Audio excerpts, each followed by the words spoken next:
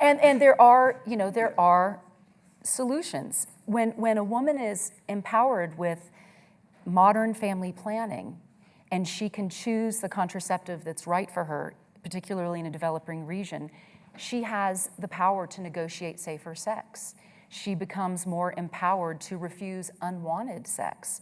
She has greater decision-making about her health and her children's health. I mean, capturing the social and economic goods of empowering girls and women is vast. And interestingly, PSI shows that investing in a constellation of services through an integrated model is more cost-effective than investing in one intervention. For every year a girl stays in school, her income rises by 10 to 20%. If 1% of more girls could stay in secondary school, a country's per capita income goes up 0.3%. I mean, it's such low-hanging fruit. Has anybody even said that yet at the conference? Am I the first one? Low-hanging fruit. But it's the truth. You also worked on A Path Appears that came out this year. And what I thought was interesting there was you're looking at sex trafficking in the United States. Did you see correlations between the sex trafficking that you were seeing in Phnom Penh and the stuff that you were seeing? Same. Again, same. So. Same.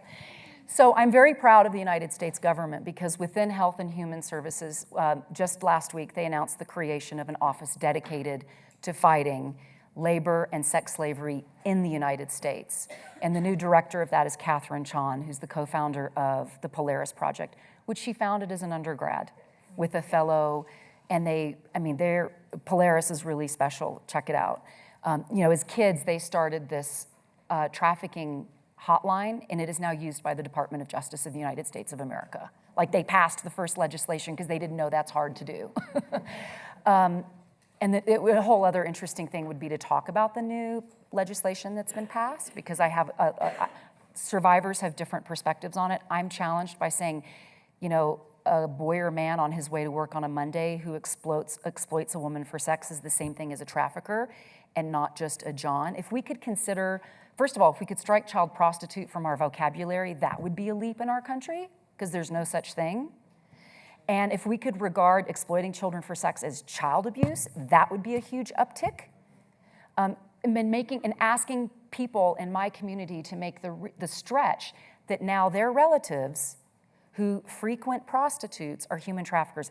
Anyway, the bill is very outstanding in many ways, and we just convened the first ever national summit. The state directors of child welfare from all 50 states were there, court improvement programs, the judicial. It's a wonderful thing, and yes, it's in this country. I mean, I had someone who's, top brass at the Aspen Festival go, in America?